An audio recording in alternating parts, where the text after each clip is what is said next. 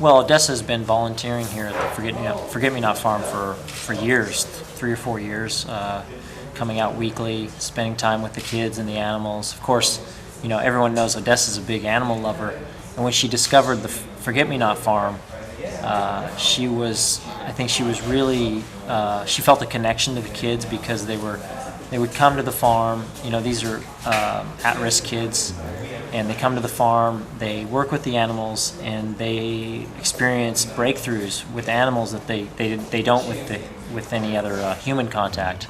And it teaches them compassion and helps to break that cycle of abuse that they've experienced in their lives. So when I had the idea of the Gran Fondo, the first beneficiary that we came up with was the Forget Me Not Farm. It was just no-brainer. It's right here in Sonoma County. The route is within a couple hundred meters of here. So it just all makes sense, and it feels really good to, take sort of what I've done in my career and what I've learned in cycling and put together this ride, share some beautiful Sonoma County with all these other cyclists from all over the world, show them the roads that have made me a better rider, and then to take that event and do good things and raise money for the farm. When this was first coming up as an idea in your mind, I guess almost 3 years ago now, 2.5 years, did you have any concept of what you might be able to give back to the community, or was that just kind of out there in the distance, the reality of what you might be able to turn back to the place you live?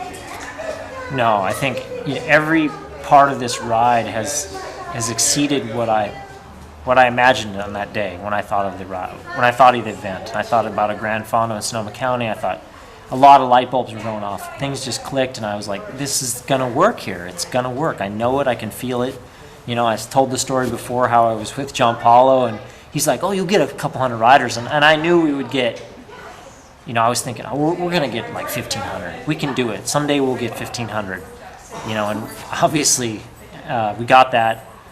And this year we're going to have 7,500 people. And I tell you, it's a lot of fun to sit down with Carlos and Greg and really figure out how are we going to make this event bigger, how are we going to tell our story, because this event it's going to become a tradition, and I hope it has nothing to do with my name on the event. The event is what it is, and it's going to live beyond all of us. That's my dream, and I think it's going to be legendary and hopefully inspire other cyclists and cycling communities to do the same and create something that promotes cycling, gives back to the community, and just it's positive all the way around.